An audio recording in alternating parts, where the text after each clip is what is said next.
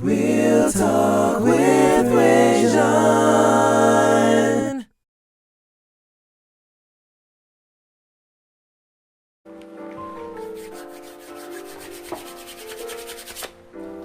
Let's do this.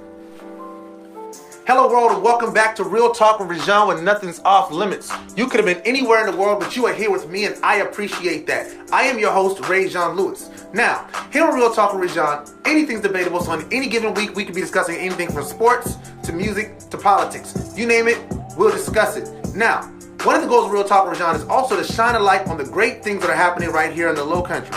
I'm telling you that we have people in the Low Country that are doing amazing work.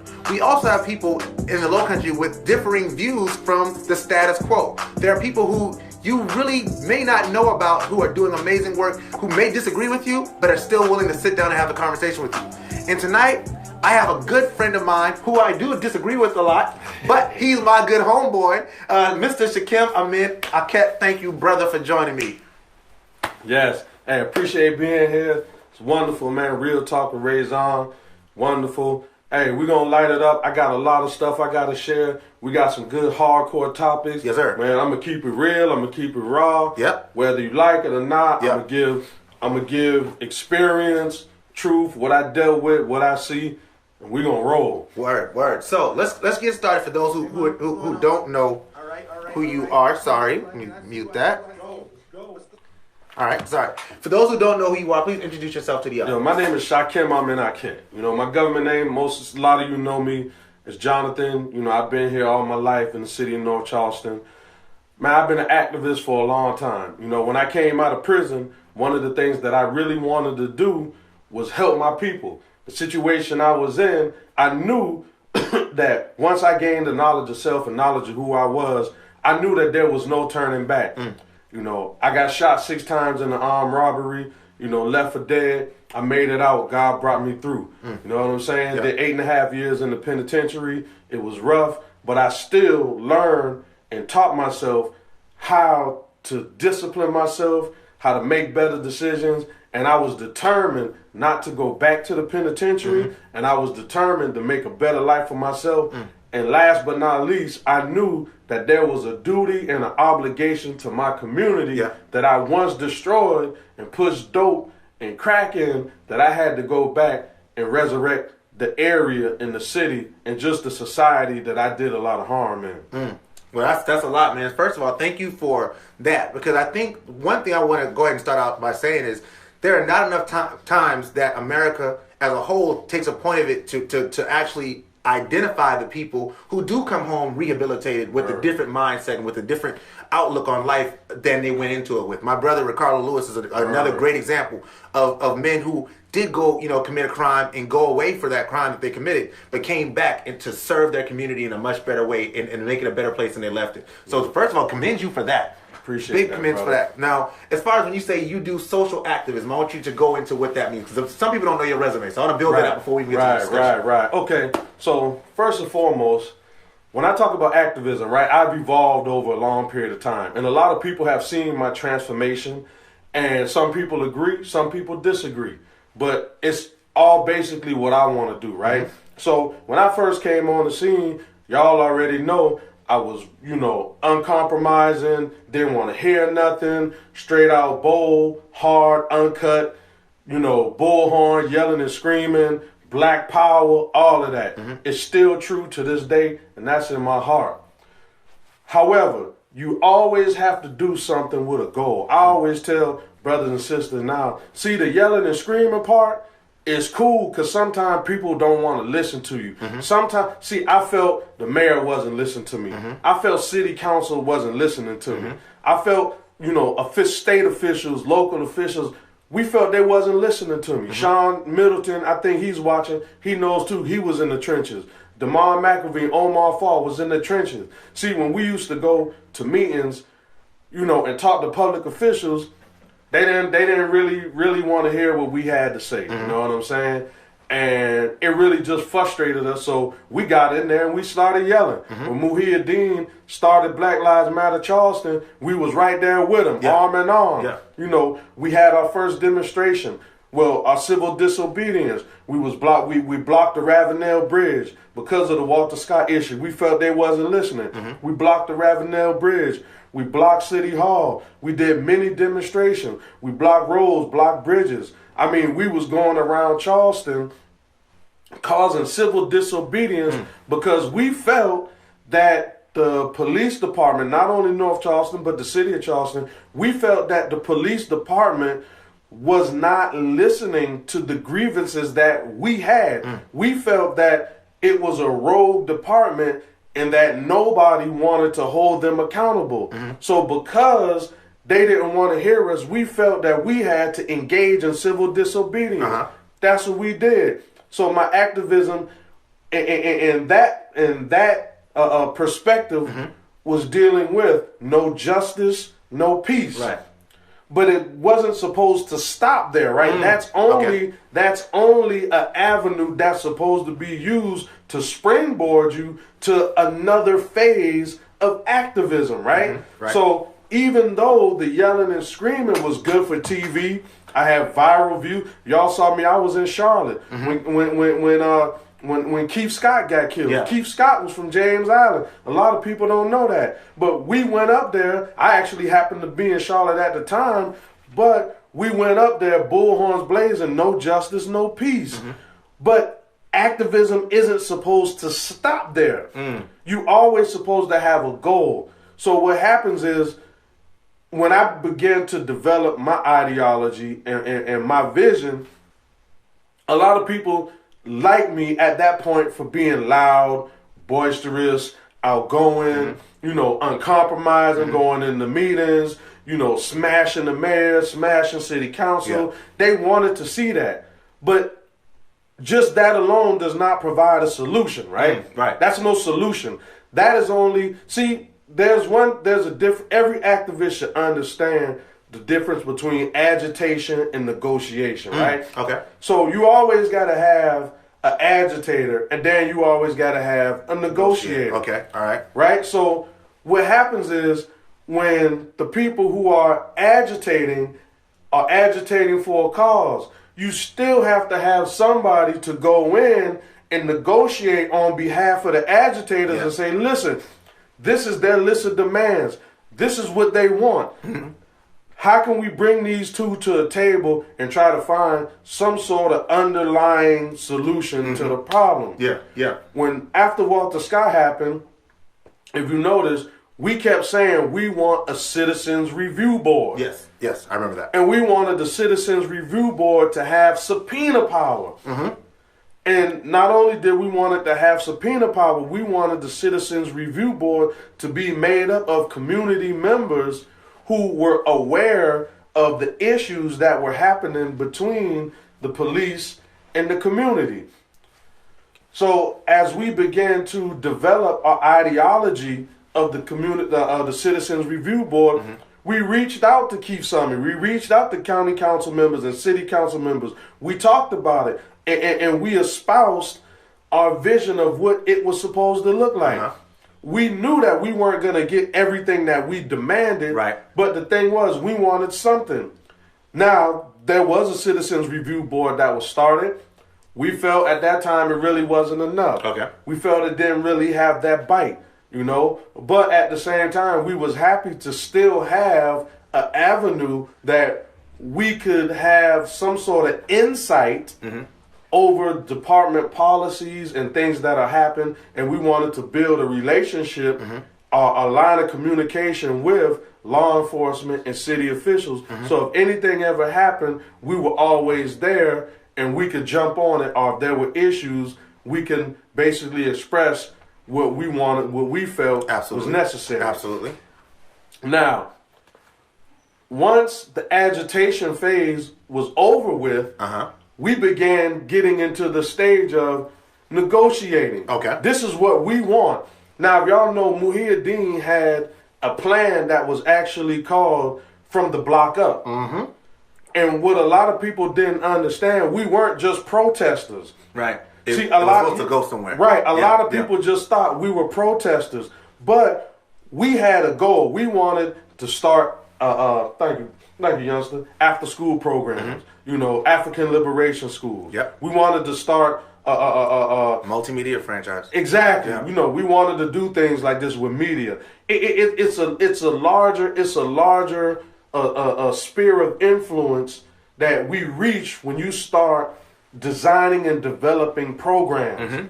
And we felt like the city or the county, Charleston, North Charleston, they should recycle our tax dollars into into the community. Yeah, yeah. So a lot of people were just, I would say, enamored with the fact that we were yelling and screaming. But then when we got to the phase of sitting down saying, let's have a conversation. This is what we want. Yeah. We want an after school program. They didn't like that because there's no flashing lights. Okay. Yeah, it's no flashing lights in that, right? Yeah. We started a community resource center. Me and Lewis, we in North Charleston. Shout out to Mr. Lewis Smith. Shout out to Lewis Smith. Yeah. Gotta give him Gotta do that. But it's no flashing lights in starting these programs. As you know, you was with Distinguished Gentlemen. Yep. Started a program. It's no flashing lights in that. Nah. I mean, it's cool, but then if I go and yell and scream at City Hall, I could go viral right now. Yeah. But you could get on and you could say, hey, this is a program we started and we want to help the children. Right. You're not going to go viral. Absolutely. So the problem became that people saw what we were doing as entertainment. Yes. Okay. It was I like that. Yeah, it was entertainment. Yeah, I like that. See, I was entertaining Facebook. Muhyiddin was entertaining Facebook. Yep. They didn't want us to go in and say we want to start programs and we want to help. Yeah. So when I started doing that, then guess what? Oh man, they sold out. Okay. You know what I'm saying? Right. Oh man, dude's a sellout. Oh man, dude ain't protesting no more. Protesting is not a way of life. You don't get anywhere just being a full-time protester. Right. So what happens is when I stop entertaining a lot of that crowd, then instead of them moving up in that level of thinking and saying, you know what, boom, starting a community garden is good. We're going to teach the children how to grow food. All right. They'd be like, oh, man, dude's soft. Okay. You know what I'm saying? Yeah, Dude's soft. yeah. Man, they want to start a garden. That ain't revolution. You know what I'm saying? That ain't revolution. That's not revolutionary, Shakem. That's what they'll say. A certain segment of them, they'll say, oh, man, that's not revolutionary. Oh, we want to do an after-school program. We want to teach the children how to read. We're going to buy a lot of black children's books to give people an identification of who they are. We want to build their self-esteem. Yeah, that's cool, but that ain't revolutionary. They want the bullhorn. They want the excitement. Yeah.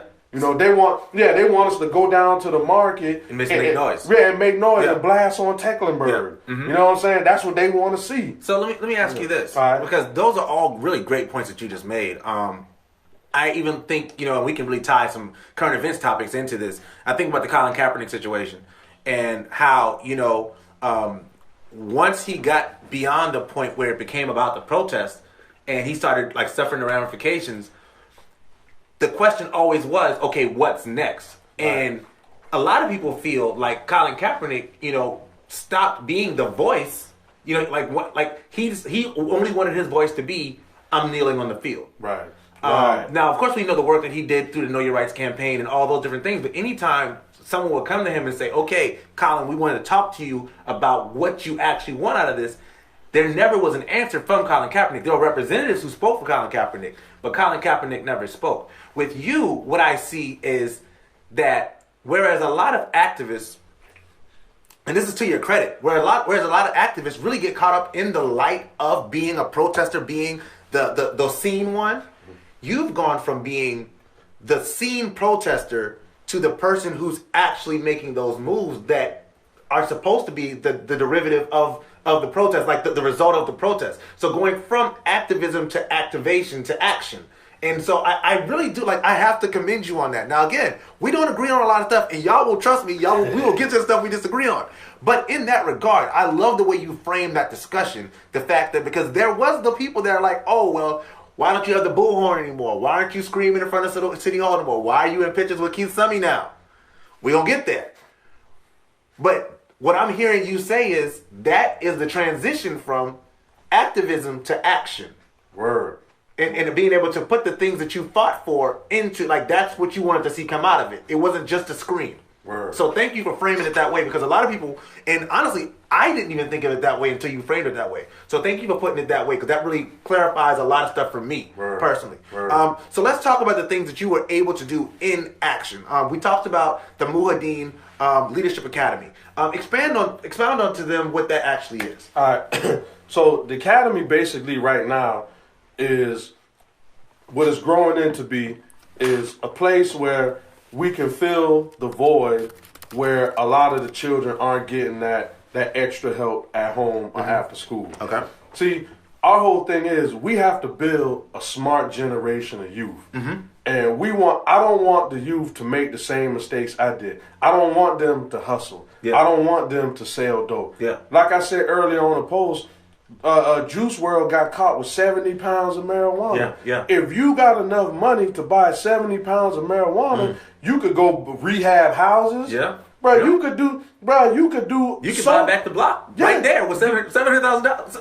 Yes, you could buy back the block. Right if there. you got enough money to buy 70 pounds of marijuana, you didn't have to sell drugs another day in your life. Yeah. The thing is, the financial literacy piece and understanding how to invest, understanding how to put imagine how many entrepreneurs right now could use $500 million. Yeah. That's and really, you could link up with somebody. He could have linked up with somebody, or a lot of them could link up with somebody who's already doing something positive and say, you know what, I'm going to give you a loan. I'm going to start you off. Yeah. You know, I'm going to give you a loan. I'm going to start you off.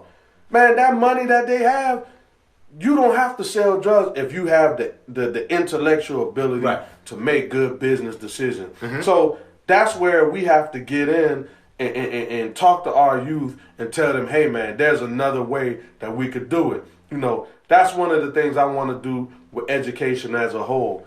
I want to talk about what you said about Keith Summey. Now, and a couple people asked me about Keith Summey. Matter of fact, a brother watching the live asked me about Keith Summey. I'm going to tell you like this. When I was going down, me, Sean, Damon, when we was going down and screaming and going at Keith Summey, it wasn't for entertainment. Right.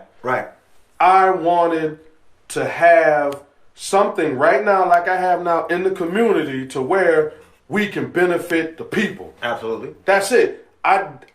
The same way how I went down there and expressed myself, you can go down there and express yourself too. Absolutely. See, I went with a plan. I didn't go down there just for somebody to hit the like button and the share button and say, oh yeah, man, you know, yeah, man, these dudes, man, oh man, cool. The rah-rah. Yeah, the rah-rah. Yeah. No. So the thing is, when he says, okay, let's sit down and let's have a conversation about what it is you want. Of course, I'm going to go sit down and have a conversation. I'm not an idiot. Absolutely.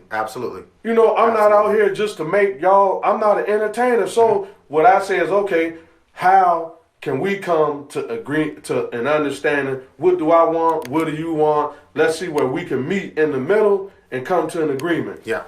That's what we want. My objective is the community, not Shakem. Right. If I was all about Shakem, guess what? I'd be going down there still right now. Because that's where you get the light. Because, I mean, from that you can get, you know, that's where you get the speaking engagements. That's where you get the, like, there's a lot of stuff in that people who aren't, you know, as you know, well versed in, you know, when you talk about social activism, that's where a lot of people get caught up and get lost, honestly, is in the limelight of being that rah-rah person. So yeah, you're absolutely right about that. So you were able to sit down with Mayor Keith Summey, and let's go there. Let's talk about. Let's do it. So you were able to sit down with Keith Summey. What were you able to get to an understanding with him about? Because I don't believe in, like, you know, a lot of people talk about like backdoor deals or whatever. I work in a nonprofit and I see how things happen. I can promise you it's not backdoor deals that lead to those things. What happens is that there's a common interest. And when there's a common interest, there's an ability to work together. And if we can find a common interest, we can find an ability to work together. You'd be amazed at who's working together based on a common interest. But I'll leave that there. Right. So what was the common interest that you guys had, and what did you guys work out? Well, so this is the thing, right? My thing is, I want to be in a position in North Charleston to help in the food desert, right? Okay. There's a food desert in the southern end of the city. As we know, right now, probably one of the only persons that's really getting in there and grinding is Jermaine Jenkins. All right. Jermaine Shout out Jenkins. to Future Fresh Farms. Yes, shout out to Fresh Future Farms. Jermaine Jenkins is in there filling the gap, filling the void. So when one of the things that we wanted to do when we put the Community Resource Center in there is to help with the food desert. So we do the fresh fruits and vegetable giveaway. A lot of people don't have cars. A lot of people don't have transportation. They could come right to the center. Guess what? They can get their fresh fruits and vegetables. That was one of the things that I talked to Mayor Summy about, that we wanted to be a part of the solution. Okay. He said, okay. Now he's ready and willing to say, if that's what y'all want to do, then we'll assist. We want to get that right until we're able to get a grocery store. I don't have the money to buy a grocery store. Right. But you can give them groceries. But I can give them groceries. Yeah. Okay. Now, another thing, when we start talking about the city of North Charleston, understand this, and I want a lot of people to understand this. Keith Summy has a lot of black support. I don't care what nobody says, the numbers show that Keith Summy has a lot of black support. A lot. So, whether you want to call them, name, oh man, they sell us, whatever, it don't matter. At the end of the day, he has a lot of black support. And I want to pause right there Okay. real quick, because I think that's an important point to make, the fact that he does have a lot of African American support. But I want to talk, and this is really an aside from what Shakem is talking about, is the idea that if someone doesn't align with us politically or align with our ideologies, that we should call them names, that we should call them sellout, that we should call them coon, that we should call them all these things. To me, as a black man, one of the most disrespectful things that you can call me is a coon. Like, a black person calling me a coon is almost more offensive than a white person calling me a nigger. And I'm just being honest with you. Right. Like, that to me impacts me in a certain way. So when we have things where someone says, well, you don't believe what I believe, so I'm going to call you names, that bothers me. And I also want to point out to you that that's a point of growth on your part, because you were that guy a little while ago. Yeah. Right? Yeah. So really, I want to come back to the Keith Summy thing. But what was the change in you that allowed you to go from being a person who was on social media calling coon and, all these things to understanding the other side of it? Well, when you actually want to get things done, you realize that you have to work with people who you might not like.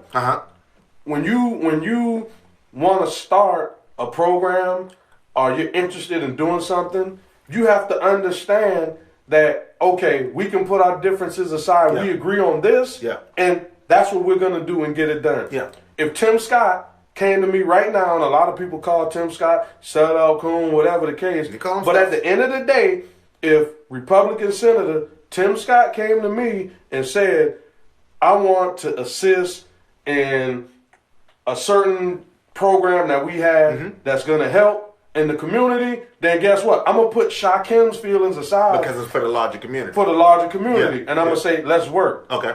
Just because you in a picture with one person doesn't mean that you believe everything this person believes. I agree. We might take a picture on the strength of Senator Scott is helping us put a grocery store in the southern end of the city, and he has some investors that he wants to link us up with. Yeah. That's cool. Yeah. We going to go there because we looking at the larger picture and how we can help the community.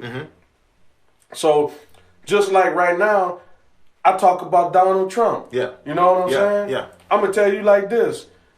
A lot of black people was mad when Steve Harvey met with Trump. Oh, man, this and that. Whenever a black person said they wanted to meet with Trump, they just, oh, man, Yeah, okay. This is my thing. Yeah, I'm going to let you cook, because this is one we disagree on, but I'm going to go. Yeah. If Donald Trump right now came to me and said, Shakem, I'm going to have the federal government give you $500,000 to develop a STEM program that's going to help these children become connoisseurs in aeronautics and all this other stuff. You know what Shakem going to do? I'm going to say, thank you, cut the check, let's roll. Because it's not about me. It's about all these kids that I could be helping to develop themselves into better people. So I'm not going to, I got to, at a certain point in time, I got to put my ego aside. Just like the Second Chance Act. Listen, I was in prison when Obama had his when Obama lowered the crack cocaine and the cocaine ratio. And it let people go. And we applauded that. That was a good thing. When Donald Trump came and said, hey, okay, I want to do something else. I want to, give more relief in the federal prison system, and he added on to what was there. I'm gonna salute him for doing that. Because and I'm gonna tell you why. Listen, if I'm sitting in a prison cell, I'm not gonna say if the guard opened the door and he said Donald Trump said you could go home. You think I'm gonna sit in my cell? Protest? No, you absolutely. But I think that you're absolutely your points are on. Like, it's really hard on its face. I don't know anybody who's watching this video that is watching this will be like, he's lying. Like, you're telling the absolute truth. Everything you've said so far has been true. The problem with Donald Trump is this. Donald Trump is a reality star through and through. Now, he knows what pushes buttons. He knows what gets publicity. My problem with Donald Trump has always been that Donald Trump is not held to the standard of a president.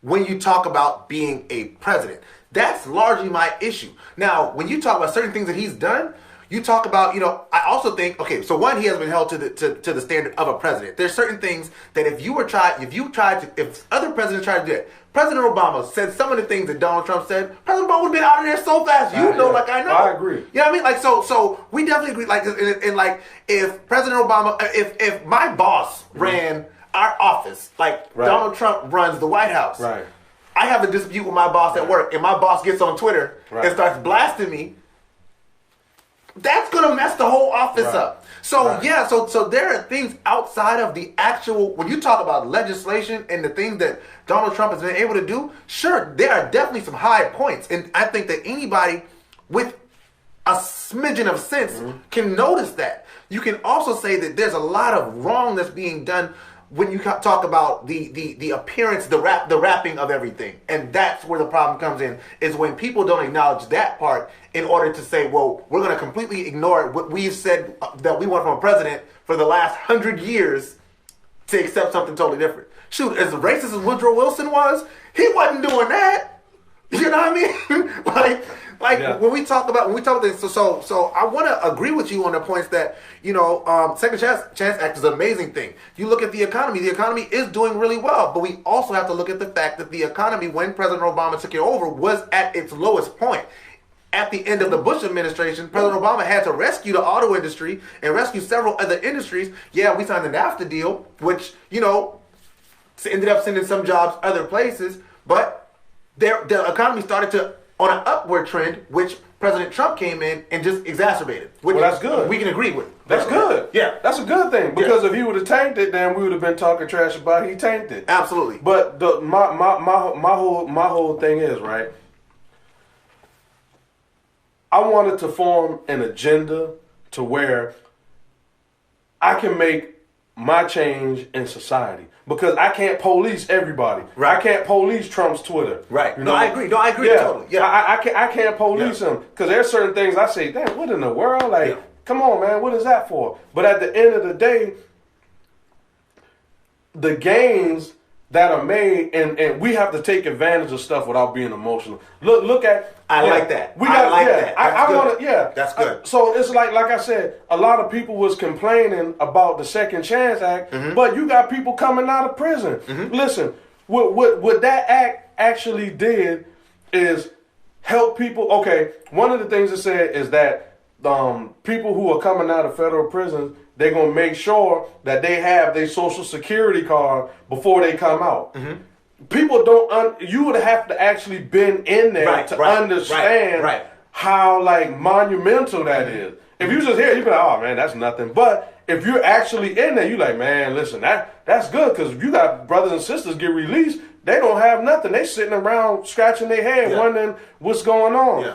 Another thing is, look at the opportunity zone legislation. A lot of people just, talk about, well, oh man, the GOP and Trump. But at the end of the day, who's getting in there and saying, hey, how can we take advantage of the opportunity zone legislation? Okay. How can we sit down with Senator Tim Scott and say, Tim Scott, you one of the ones who helped draft this legislation. You right from North Charleston. Yeah.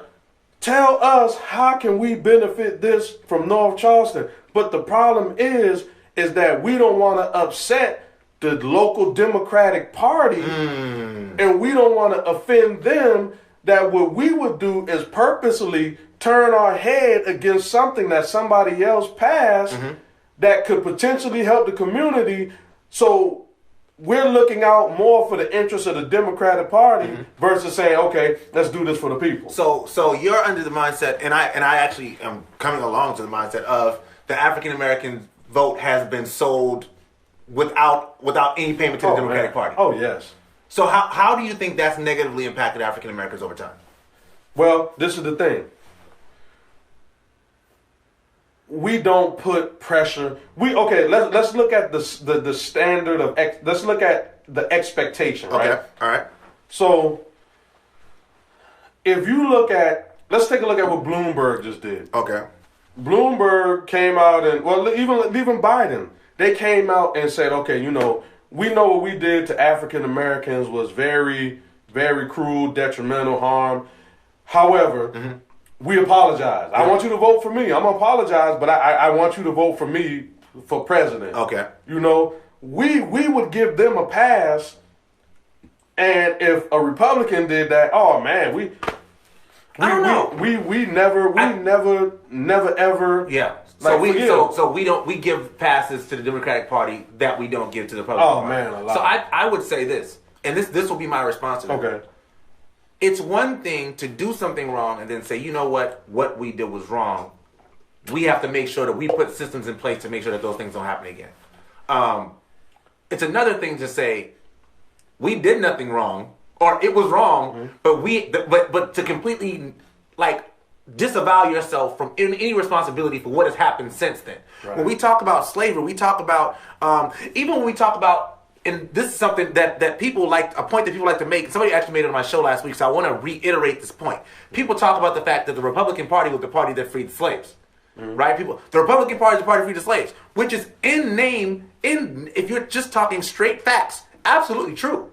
But we also have to understand that the Republican Party that existed back in 1865, when the Emancipation Proclamation was written by Abraham Lincoln, who was the president at the time, was approved, because I'm pretty sure he didn't write it himself. When it was approved by Abraham Lincoln, that was a different Republican Party, because something happened in 1968. In 1968, Strom Thurmond, longtime, extremely racist senator, who was a Democrat, right? He was a Democrat. The KKK was started by the Democrats. These are all factual statements. If you think I'm lying, please look it up. That party, the Voting Rights Act, was passed by Lyndon B. Johnson. Lyndon B. Johnson was a Democrat as well. They had the Dixiecrat Party. What happens is Lyndon B. Johnson signs that bill. When he signs that bill into action, giving African Americans the right to vote without any impunity, without any issues, and also opening the door for other people, which is something we don't talk about enough when we talk about the Civil Rights era, how Civil Rights era also helped disabled people, also helped people who live alternative lifestyles, homosexuals, things of that nature. It's a lot there. But when Lyndon B. Johnson signs that bill, the response from the Dixiecrats, the Southern Democrats, was, we're going to take our party, we're going to take our people, and we're going to flip over to the Republican Party and pass the power over to the Republican Party. That's why the Republican Party started becoming the party of non-civil rights, and the Democratic Party became the Civil Rights Party. Now, in that regard, I definitely agree that beyond that, there hasn't been much that the Democratic Party has done to say, I want to uplift the African American community through actual action.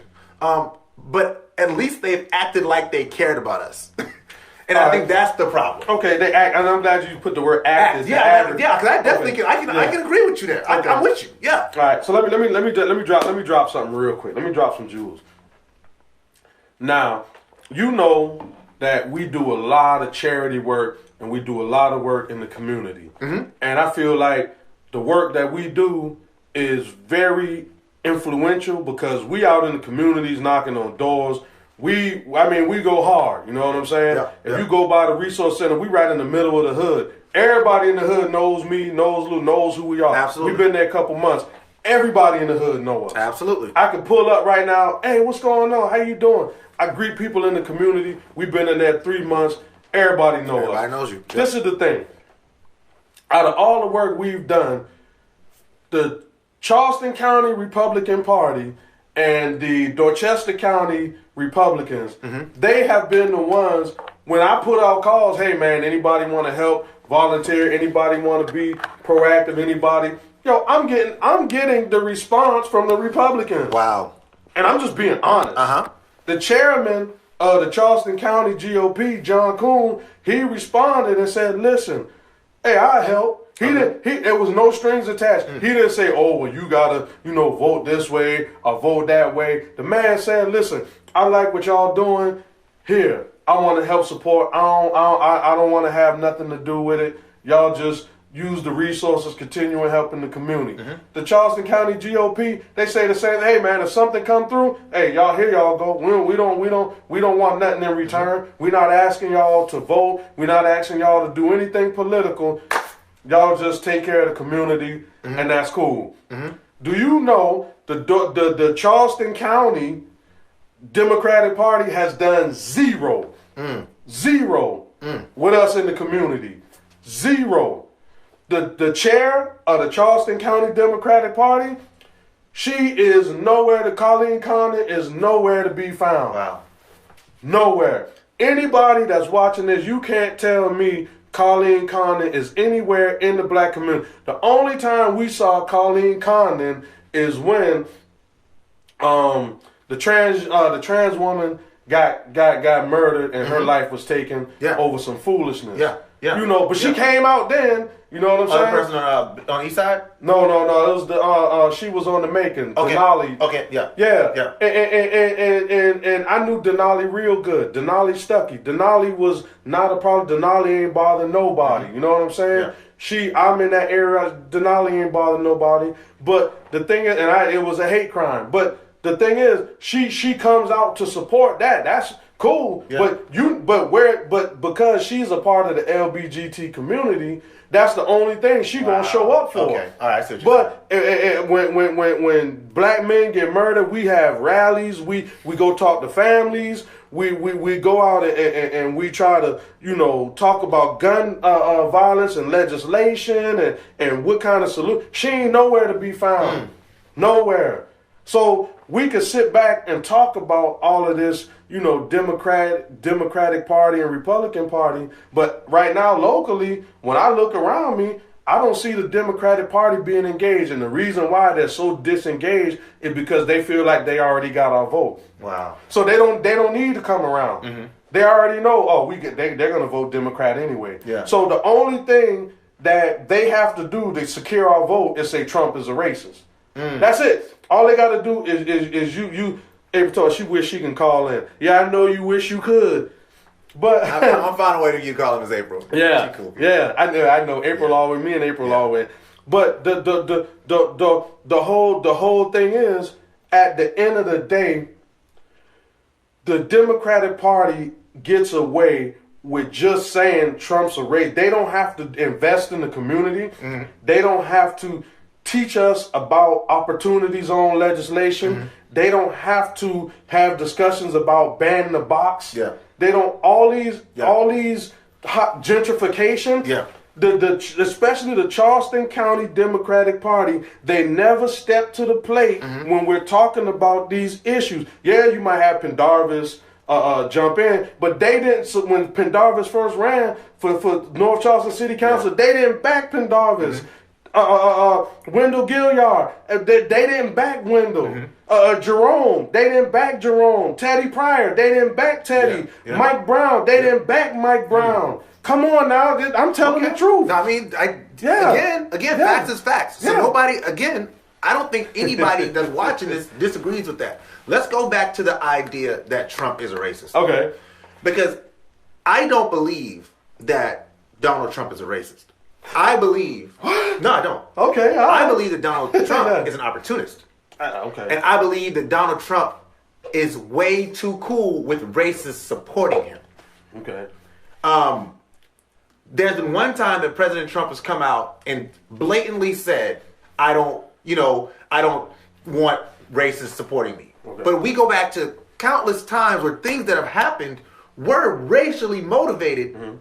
And Trump not only stood back, he supported it. Now, did he support it saying, hey, hit that black woman out there? Yeah. But no, he knew what that lady was. He knew why she was there. And in that regard, back to what we're talking about being presidential, he's not held to the standard of common decency matters. He doesn't have, like, Howard Dean. Howard Dean was killing it in the presidential race the year that he was running, the year that Obama ran the first time. The dude got to a rally and said, yeah! And they were like, we got to get this dude out of here. He's crazy. He's nuts. He might have had the best plans. Yeah. But you were held to a standard of being a presidential. Donald Trump knows that a lot of people who put their red hat on, they're putting that red hat on to make a statement. Even if when he's putting red hat on, he's not making it to make that statement. He knows why they're putting that hat on, though.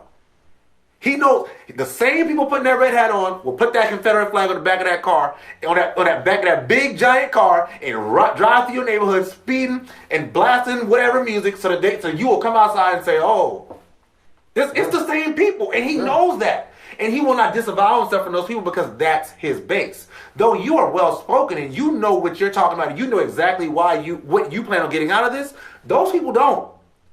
In fact, if you're a farmer living in rural America, Middle Western America, you're probably not a big fan of this Trump thing. And I think that's the one thing that might actually cost him the election. Is because if you watch what's happening in the Midwest, that's his base. Mm-hmm. That and racist. I don't think he's a racist. Okay. I think he knows that racists can push him over the top. Let's go back to the election where McCain was going against Obama. Right? If McCain would have embraced the racist the way that Trump did, McCain would have beat Obama. Remember that campaign where the lady gets up and she's like, yeah, I know that he's a Muslim and he's a terrible person. And what did McCain say? Ma'am, that's absolutely not true. President Obama's a fine person and we have disagreements, but that's a fine man and I'm not going to let you do that at my campaign. Right. He lost the campaign that day. Right. Trump would have been like, you're right. He is.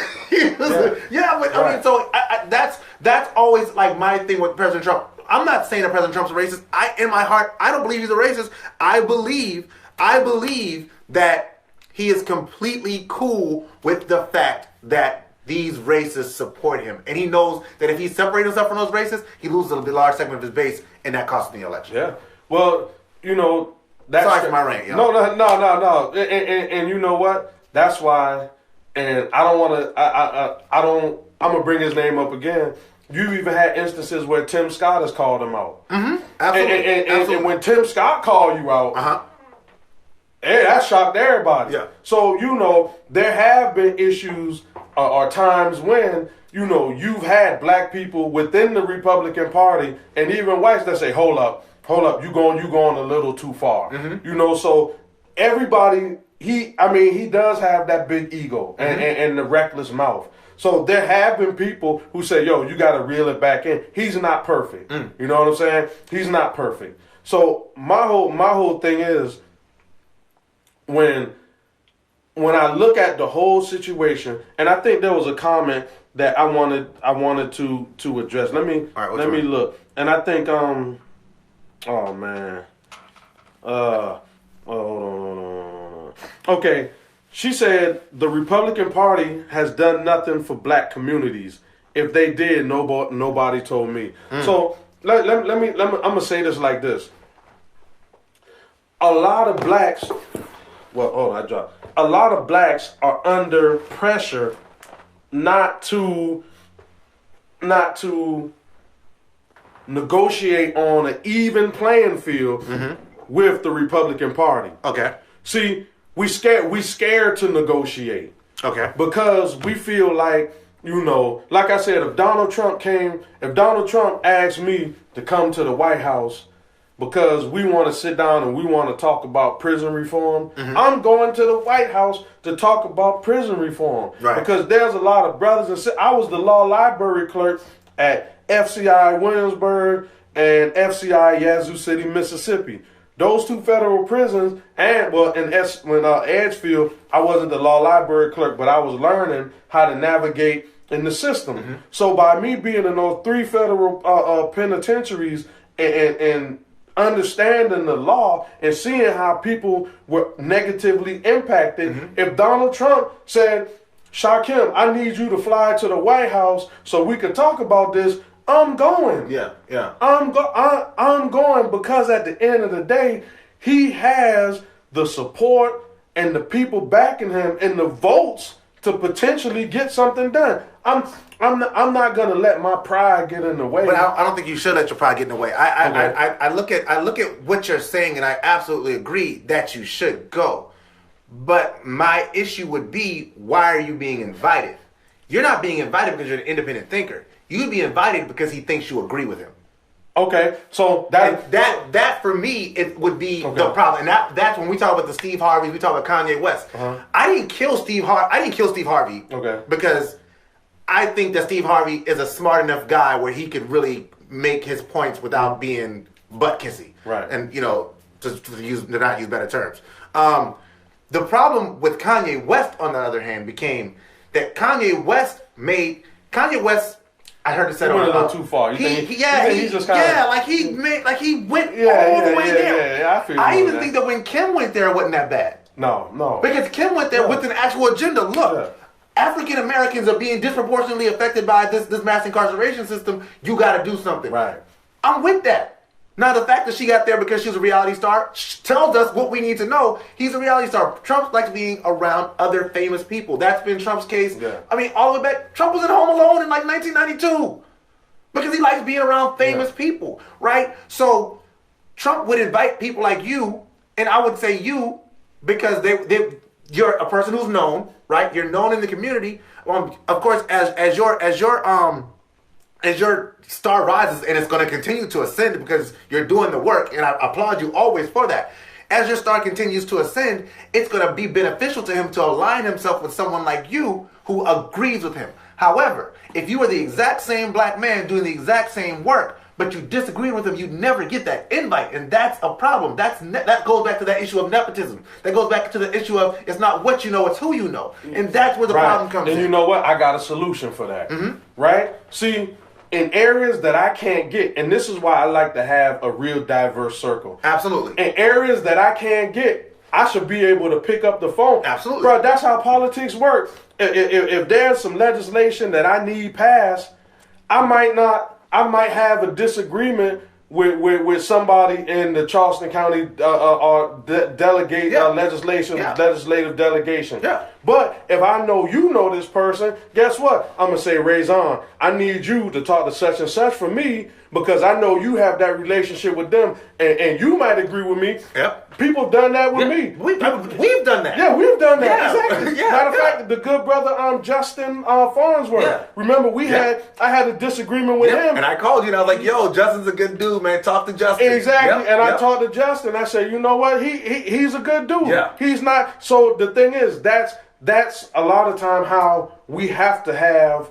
That's why it's important to have our circles wide to where, or our networks wide to where, if I can't reach out to this person because they got to beef with me, if me and you cool, then you should be able to reach out and get something done. Absolutely. So I think this is a game of chess, and that's how we need to operate. So if Trump ain't cool with me, and I know you close to him, I might say, well, you know what? He might not want to hear it from me, but he hear from Raison or vice versa. Yeah.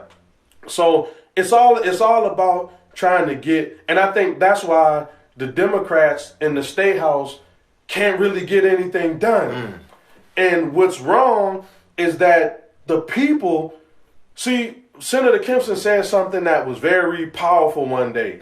And I listened to him and I said, you know what, he's right. He said, with gun legislation, y'all always come and talk to me. He said, but I'm on your side. Yeah. Don't talk to me. Talk to people who disagree with you. You got to talk to the people who disagree with me. Yeah. And when he said that, I've been saying that for so long. We only get on Pendarvis. Oh man, Pendarvis. You know why you don't do the Pendarvis? He's on our team. He's one of the ones that's on our Yeah, so why we blasting him? Why Yeah. we blasting Kempson? Yeah. Why we blasting Jay Moore? Why we blasting Crystal? Yeah. These people, they are willing. They're fighting for you. They're fighting for. So what we have to do is be able to talk to people who don't agree with them. So we got to contact somebody who knows this. Hey, see what we can do. Yeah. And the reason why they fail a lot of times is because we're so emotional that if somebody say, "Hey man, let's talk to somebody from the Republican," oh man, I ain't messing with no Republican. No, but I think that's the wrong way to go about it. And I think, I don't think that we should treat African Americans as a monolithic people. Right. We're not, one mindset. We're not of one. We how long have we been talking about a black agenda? Long time. A long time, right? And still to this day, nobody's actually identified a black agenda. Right. So maybe we should try something else. Right. Maybe we should try something that will actually speak to those issues. I think I told you this story. I went to DC a few years ago, and when I was in DC, you trying to call in? Stop playing. Oh shit! I don't have the lines open. I don't do the open lines on Wednesdays. Sorry. And she biting them nails trying to. But get leave a message on the thing, and I'll be sure to mention it on the show. Thank you so much. But I went to DC a few years ago, and for the National Mentor Summit, and this happens every year, and it'll happen again in January. One of the parts of the National Mentor Summit is that we go to Capitol Hill in DC because it's in DC. Okay. We go to Capitol Hill and we speak to the legislators about what's happening and how they can support youth mentorship within their local areas. So I went to Tim Scott's office. Okay. Right, and honestly, I was hoping I'd be able to talk and say some stuff to Tim Scott, but I wasn't. Literally, it was one of those things where you walk in, they say, "Hi, how you doing?" Shake my hand, take this picture, and we're gonna get out of here. Right? Nothing really came out of that. But what ended up happening was, after that, I got a call from one of my homeboys. Well, actually, I didn't get a call. Okay. My homeboy was blasting me on Facebook. Yeah. And I'm not going to see who my homeboy is, but he know who he is. You know what I'm saying? Because we had a discussion that's cool now. But he was blasting. He was like, I can't believe you would meet with Tim Scott. How could you meet with Tim Scott? How could you meet with a Republican who does da-da-da-da-da? And I'm like, you don't understand. It's chess moves, not checker moves. It's sometimes it's just about being able to be close enough to that night to jump him. Right. You know what I mean? Like it's and not that I want to jump Tim Scott or beat Tim Scott or anything, but you have to position yourself to be able to do these things. Well, what ends up happening is a few months later, Tim Scott was coming to the Low Country to show Jeff Sessions around, who was about to be named Adjutant General, right? Guess who got called into that event? It was only 4 organizations. Okay. Mine was one of them. Word. There you go. Because of the fact that we aligned ourselves to make sure. Did I go in there and say, "Hey, Mr. Tim Scott, I think you're the greatest thing of all time," and I'm such a big fan? Like, no, I want to talk to issues with you. Right. And then they had a caucus, and they had a mentorship caucus in Washington D.C., and there were only 7 people from the entire country invited. One of those 7 people was Officer Ricardo Perry, who founded our organization to speak about youth development. So I definitely understand, it's not about standing out here with a bullhorn and screaming at people. And if that's all you're in it for, go get it. Make it, kill yourself doing it. Right. But understand that there has to be something that comes after it. And sometimes the thing that comes after it is not the thing that's convenient. It's going to make you the most popular person. Right, exactly. So I wanted to say that because that's important, man. Right. That's important. I wanted to because we got to start to wrap up because I know we already ran over an hour. But I want to get your ideas on some things because I know we have some other topics that we want to talk about. Okay. The Chief Burgess. Yeah. So Chief Burgess, for those who don't know, Chief Reggie Burgess I actually talked about him on my show last weekend. About the work that he did. About the work he's done in the community and the fact that he's been called up to the state public safety office by Governor McMaster, which I'm not a big fan of, but we'll talk about that another time. what are your thoughts about that? And then who do you think should succeed him? Well, okay, so first, I don't think it. A lot of people are kind of skeptical about what's going on with Chief Burgess. I think it's a good thing. The brother's been offered a raise. You know what I'm saying? So I can't never knock a man for accepting, because he didn't have to accept it. Right. He could have said, no, I don't want it. So an offer was given to him. He consulted with his family, his wife, his friends, the people closest to him, and he said, you know what? I'll accept it, pending nomination. Yeah. Brother's getting a good raise. I totally support that. We're going to miss him. There's certain people now who are in the running.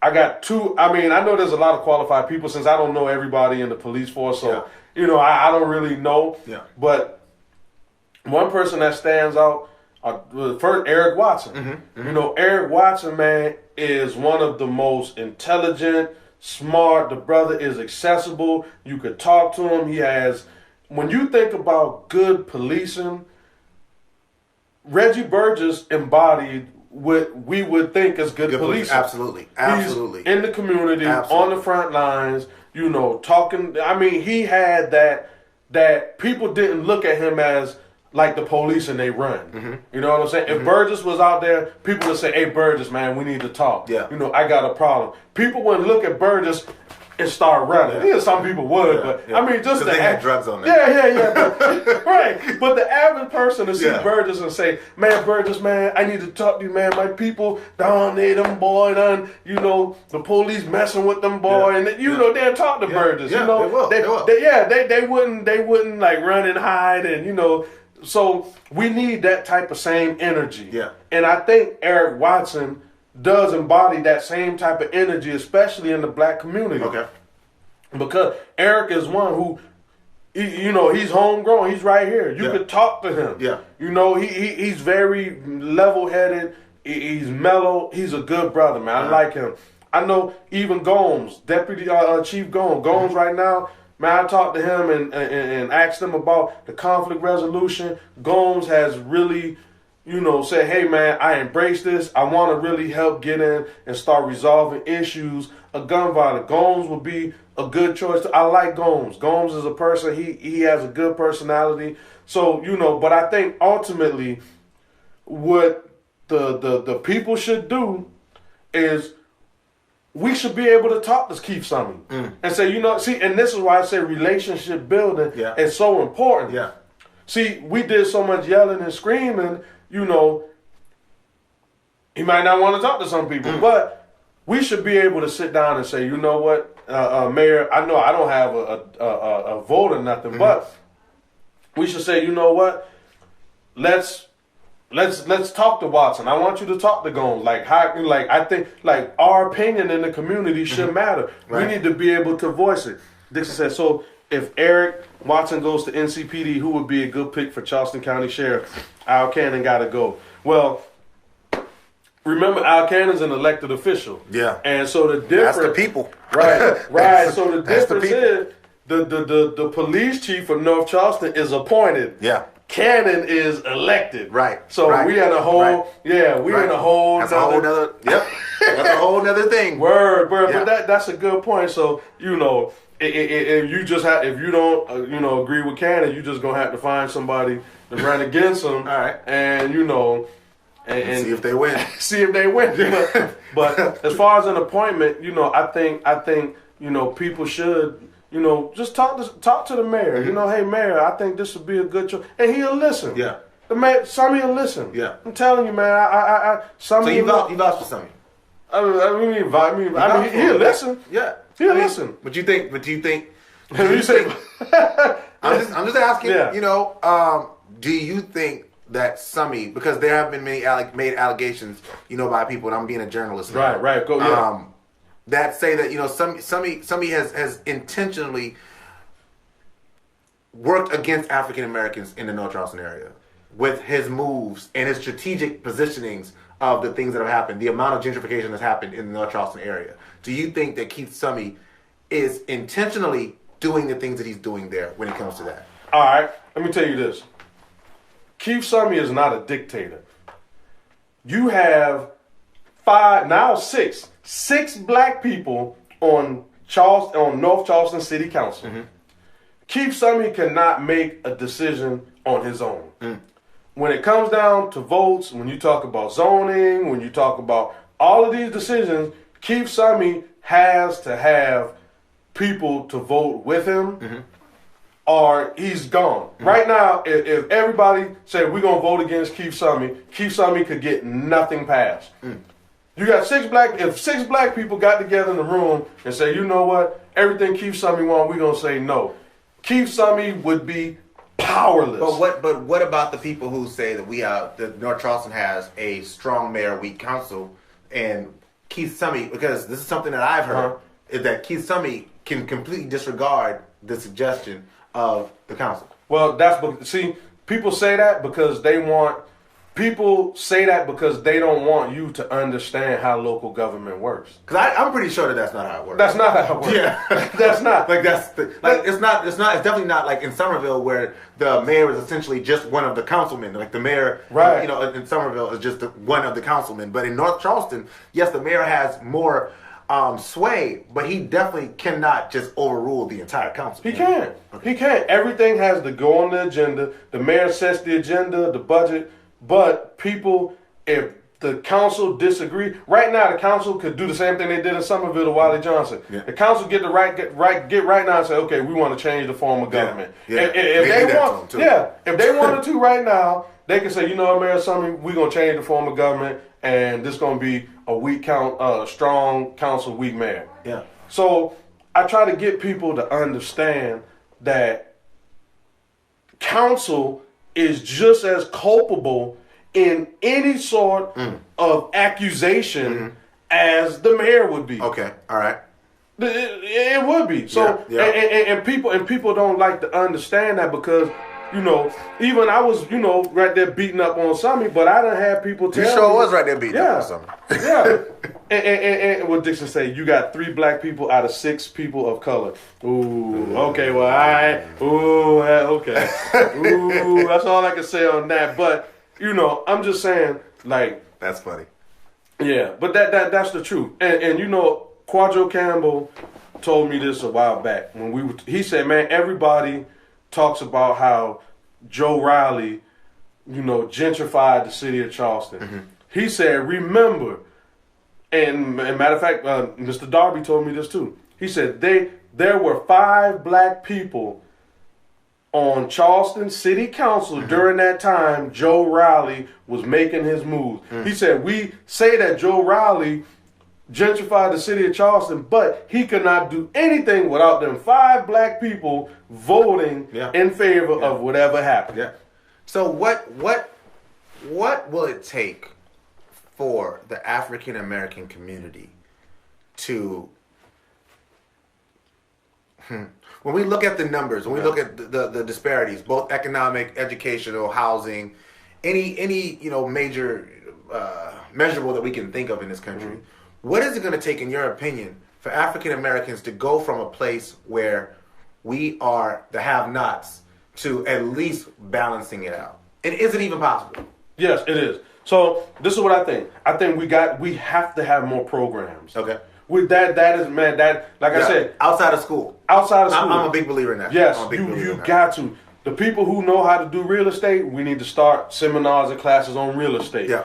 People who are good at engineering, then we need to have some sort of a class to where we can, you know, focus on engineering. If you got somebody good at horticulture, then we need to start more community gardens. If you got somebody that's a connoisseur in banking, in the banking system, then these people need to start, you know, seminars on banking. Mentorship. Yes, mentorship. I believe that is our key to success. When we can start sharing the knowledge and giving it to the next generation, if every generation has to always start over, then we're just gonna keep stumbling. Okay. But every generation shouldn't have to start over. That's why the mentoring programs are important, because if we got distinguished gentlemen and you you can share your experiences with them, and hopefully you could stop them from making your same mistakes. And I think that's what we do with the gun violence program in North Charleston.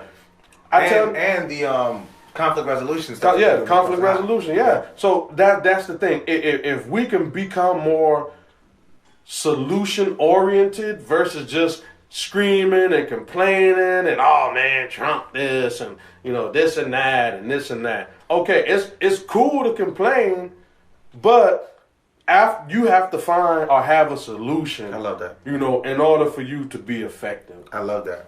Thank you for that, man. We covered a lot, man. Man, we did, man. We covered a lot. Hey, we making America great again. Oh, I don't know if we're doing that. Yeah. I don't know if we're MAGAing. See, I got my red hat on, you know what I'm saying? It's not a MAGA hat, though. No, it ain't. I don't mind you wearing a red hat. Well, if you give another MAGA hat, I might have sent you back out. I'm not messing with you. But I wanted us to have this discussion. I wanted us to have it with the camera. Right. And I wanted people to understand that we can disagree without being disagreeable. Right, most definitely. I got to tell this quick story before we close. Okay. There's a gentleman that is a heavy Trump supporter, which me and him have had scuffles, like online scuffles, not like physical, because I'm not out here trying to fight people. I'm 37 years old. But my knees going back. I'm saying but we had disagreements about President Trump. And my issue with him has never been that he's a Trump supporter. My issue is always with people who are only willing to listen to their own opinion and people who agree with their opinion. If you're willing to bypass every other opinion to find the one that agrees with you and disregard every other one, that says something more about who you are than who you're trying to be. By disagreeing and by sitting here and listening to you, even though we disagree on things, I've grown and I've learned things that I didn't consider.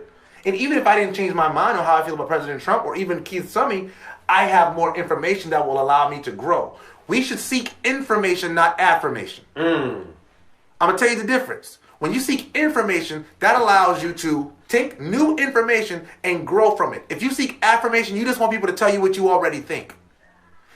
When we do that, none of us get better. None of us grow. None of us have an opportunity to become better people. So tonight I want to thank you for making me a better person through this conversation. For real. Because that's what it takes. I think when we talk about what it's going to take for the African American community and the United States community, is we're going to have to do more of this. Right.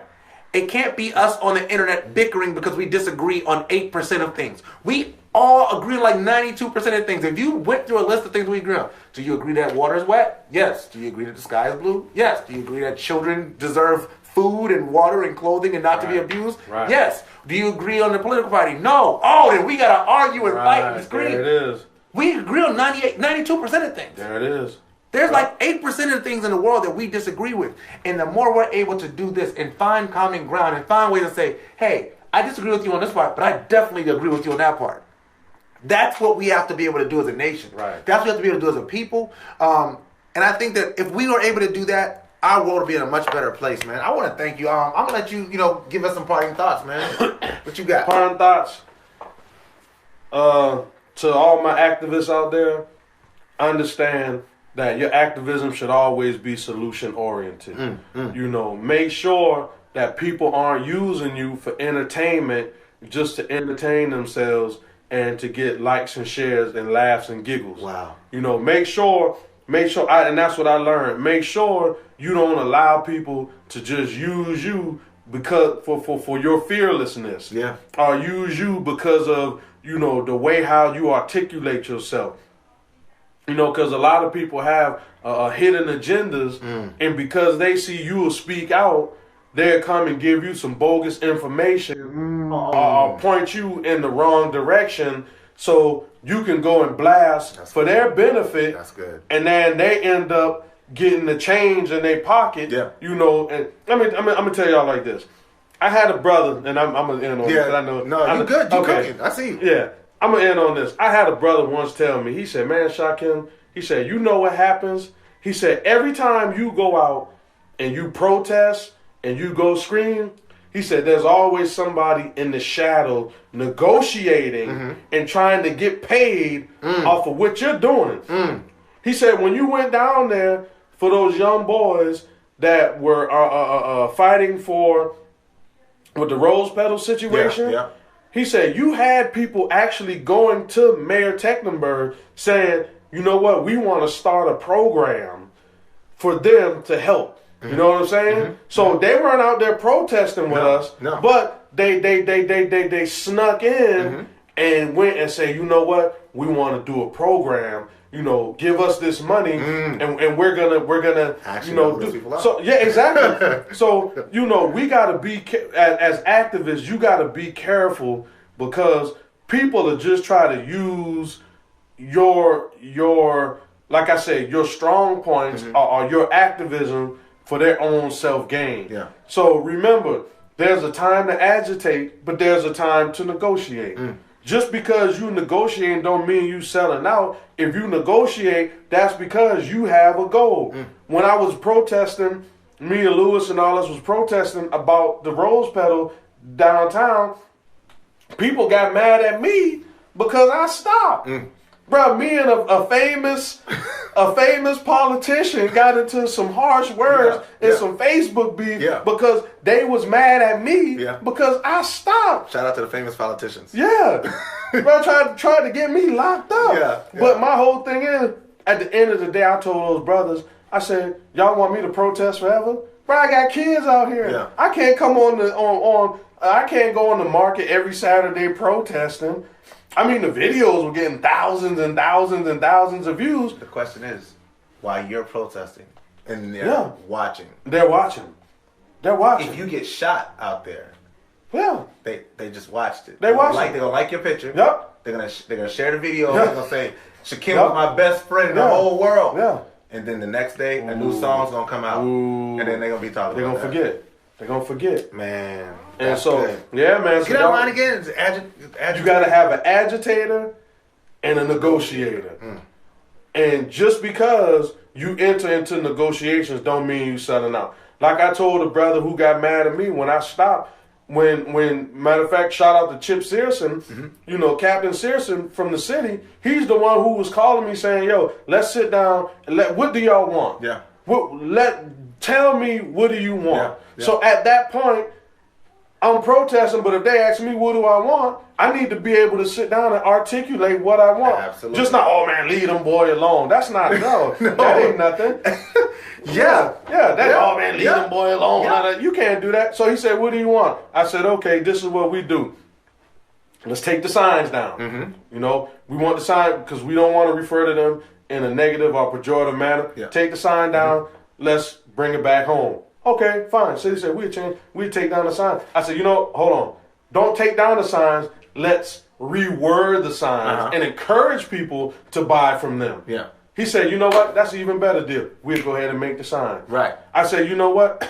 There should be other areas where these young boys should be able to make money. Captain said, you know what? We'll make that happen. We got the River Dog Stadium, the Citadel games. We'll make that happen. Let us now this is the part where I failed at because I didn't keep following through because I had so much other stuff going. I just kind of left and I couldn't sustain it. You know what I'm saying? So I fell on that end because I just kind of left off the scene. But the community also has to pick up. They gotta I can't protest and do all this other stuff. So, you know, when the city of Charleston came to me, see a lot of people was like, man, why you stop banging on Tecklenburg? You know, because the city said whatever you need. They gonna look. We're gonna negotiate. We're gonna talk about this and we're gonna work. So why I'ma still go down there blasting on Tecklenburg when they just told us, hey man, we can come to an agreement. And let's have a meeting of the minds. That's good. So like I said, people were mad and upset that I stopped. But they didn't go down. They could have easily got a permit and did the same thing I did the next week and kept it going. But they didn't want to do that. So, you know, like I said, man, activists, when you agitate, make sure you have a plan so when negotiations come, you can negotiate. Tell the people what you want. Articulate it. Put it on paper, whatever. Just have it ready. Because you don't want to you can't protest forever. Eventually, they'll wait you out. There's no 401k in protesting. There's not. There's not. There's no retirement plan. Exactly. They will wait you out. You're going to get tired. You're going to have to go to work one Saturday. You're going to make money at some point. Exactly. So if you protesting while it's hot Yeah. and they ready to listen to you, you need to be able to go with an action plan and say, this is what we want, because you know that you ain't going to be able to protest every day, every week. Eventually, life going to move on. So that's just another jewel that I learned, and, take it for what it is. My man. Look, man, I enjoyed this discussion. Word. I enjoyed this discussion. I feel like, I really feel like this video is going to help people to better understand, one, your stance and the way you've viewed these things, and as well as have a deeper appreciation for your level of forethought in your actions. So I want to encourage you, man. You're definitely one of the people to watch here in the Low Country. You're definitely one of the people to watch. And if you didn't get that out of this video, I've watched many of your videos, and this is probably my favorite video you've ever done. And then not because I'm in it. Not because I'm in it, but because of the fact that, like, this was real. This was real. Yeah. This was real. No pun. Yeah. This was real, man. Word. This was Definitely real, truly man. what people needed to be able to see from you. And I hope that you all at home listening, watching, got that out of this. So again, I want to thank you, bro, for coming out. Sir. Anytime you need to come on, the door is open. Anytime I do a political discussion, you're welcome to be the one of my people, right? Because you're one of the people that I definitely respect in this game. And I love the moves that you're making. I love the way that you're doing things. That's dope, man. And one last question. Okay. Does Trump win 2020? It's gonna be hard. It's gonna be hard, right? Now, I think he has a chance, but he's gonna have to really. Well, for one, the Democrats gonna have to find somebody who is an option, right? Because I mean, to be honest, right now, I mean, it's just, Biden. I don't think Biden can beat him. I think he's a little. He has the best chance, but he has to make a really strong decision on Vice. Yeah. He'd have to make a strong decision, and that's the part that I think. Right. If no other reason, it's gonna be like the devil that you know is better than the devil that you don't. Right. It's gonna be a toss-up, man. It's gonna be real. It's gonna be real crazy, and I think the voter turnout is probably gonna be the highest that it's ever been. That's my prediction. Well, see, that's the thing. I think if voter turnout is high, then Democrats win. I think if Democrats get apathetic, then because the one thing we can count on, and I know we're supposed to be ending the show, but the one thing you can count on is the consistency of the Republican Party when it comes to if you ever sit down with a Republican, most Republicans really, really, really know their politics. Right. Like they say what you say about Fox News, but man, you sit down with an everyday Republican, they can break stuff down in a way that is not very common for Democrats. I'm gonna just be honest with you. So I always respect, and they consistently vote in the same kind of blocks. So what I noticed happened in 2016 that didn't happen in 2016 was that the Republican Party voted like it always votes. The Democrats weren't as energized, so they went down. And when the Democrats got apathetic and it went down, Trump wins on the electoral college. But even though in the popular vote, Democrats still won. Yeah. But if you look at the amount of voting that happened, so I think to that point, if there's a high voter turnout, if there's a very large voter turnout, a record voter turnout, then Democrats win. If it's an underwhelming voter turnout, Republicans win. Yeah. It's gonna be a toss up. Does he keep Pence? Pence? Yeah, he's gonna keep Pence. Another thing, and I'm gonna end it like this. Now, there is a large, and I know y'all gonna disagree with me, but there's been a large amount of black people that have been getting on the Trump train. like this guy. Are you voting for Trump? And listen, I don't know, man. I know it's not a question you want to ask. Hey, you know what I'm gonna tell y'all. You know why I tell y'all I would vote for Trump, and this is why I'm gonna tell y'all like this. Donald Trump. And as me being an activist, right? I've gone through Obama and all that, Bush and all that. Yeah. Listen, the awareness that our people have actually the transformation of awareness that our people have gone under Trump has just been totally like awestruck. I have never seen black people so engaged in political discussion until Trump came on the scene. But I think that's a residual effect of the Obama thing. Because if you look at, and this is something I talked about, the Obama effect, is since President Obama got into office, a lot of people, like if you look at the amount of volunteerism, like that increase in our country, you talk about African Americans getting involved in politics and things of that nature, there was a massive increase after Obama. I think Obama made a lot of people feel like they could do it. So more black people started talking. You start talking about like being woke and all those things. That was all like a late Obama era kind of thing. And now we are in the Trump era, and those people are now looking at Trump like, So, and even in those things, like, but like you said, like a lot of those discussions aren't actually policy based. It's a lot of feelings. So maybe we as African Americans need to be more aware of the policies. That too, yeah. So I think Trump has been the only one right now that actually has spoken to black people. Like literally, and He's talking about reparations. No, I mean, I'm just saying, no, he ain't talking about reparations. I mean, as far as like saying, okay, black people, you don't have nothing to lose. The Democratic Party has done nothing. He'll put that out there. Like he has really like just spoken straight to Black America. Yeah. Okay. Like, and it's almost like woo. Like, I mean, people still. I mean, and it pushes so many. But listen, I could go put up a post right now that says, you know, hey man, you know, volunteers needed. Come down. We're gonna, you know, talk about conflict resolution at North Charleston High School. I might get, you know, a couple, 60 likes, maybe a couple shares. Bro, I put up a post talking about MAGA and all kind of, oh my God. I'm going to have 900, I'm going to have to literally take down the post and turn off my notifications because I got people just all over. So I'm like, that energy, just by talking about Trump, you got black people who just, I mean, they won't get off my post. And I'm like, all right, man, like I was really like messing with you.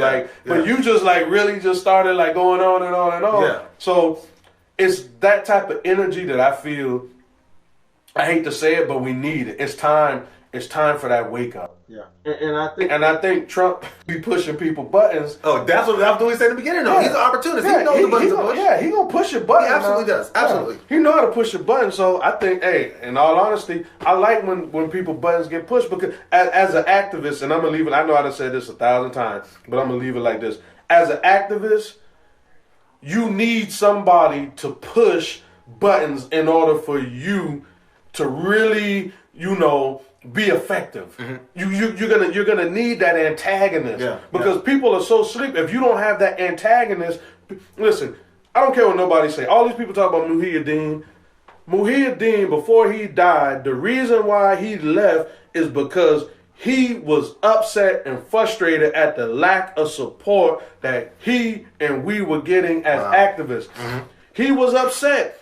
Listen, I got text messages and inbox messages from Moya, and we had arguments about it. Muhyiddin was frustrated at the... Bro, I remember one of our last direct actions, we was going... Some kids at North Charleston High School got into a fight on the school bus, and it was recorded, and the police kind of, roughed the little kids up, but the little kids was cursing at the police, so it was kind of real murky, but... He said, you know what, we're going to call a meeting and we're going to go down to the school board meeting and then we're going to go down to City Hall and address this issue. Put a Facebook event page up. Bruh, probably 3 people showed up. Me, him, and 2 other people and Mary and somebody else. Yeah. At that point, the frustration has set in so much that even he was like, man, you know what? I ain't got time for this.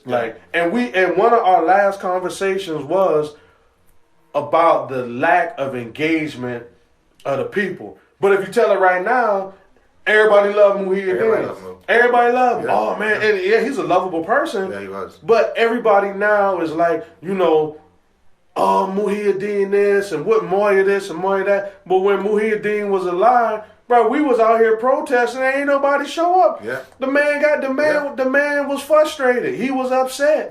So that's why I kind of sit back and I say, you know what, I'm not gonna let nobody take advantage of me and my activism because for their own little, entertainment on Facebook and they likes and they share. Yeah. Bro, I'm coming with a solution. I might protest. I'm coming with a solution. If we come to understanding, protest over. There it is. That's it. There it is. You heard it right here, man. Yes, sir. One more dap. My guy, Shakem Amin Akhet. How can they find you on social media, bro? Shakem Amin Akhet. Or Shakem Akhet. yeah, because he has 2 accounts. I got 3. I got my real name, Jonathan Thrower. Then I got Shakem Akhet. Then I got Shakem Amin Akhet. So. You on Instagram? No, I ain't on Instagram. I am, but I ain't used it in since 2011 or something crazy like that. Okay, cool. Not even my Twitter account is real old. I don't even go on Twitter. Word. So if you want to find him, holla at him. If you have more questions, I think we covered everything I can think to cover tonight. I've enjoyed this discussion.